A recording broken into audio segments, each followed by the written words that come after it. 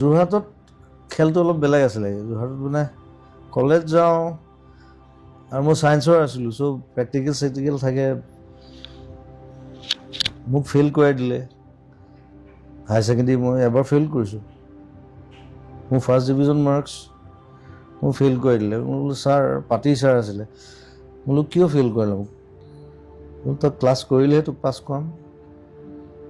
মই বোলো মই ক্লাছ নকৰোঁ বাৰু, বাট মোৰ দুখনৰ লেটাৰো আছিলে। বোলো কিয় ফেইল কৰালে মোক? কৈছে তই ক্লাছে নকৰ, তই ফেইল কৰি দিলে। নেক্সট টাইম আকৌ পৰীক্ষা দিলোঁ, সেইবাৰ আকৌ বাৰু 59%, অকণমান কাৰণে ফাৰ্ষ্ট ডিভিজন নাপালোঁ। তাৰপিছত মই পঢ়িবলৈ মন নগ'লে আৰু। তাৰপিছত মই বিবৰুৱালৈ গুচি আহিলোঁ।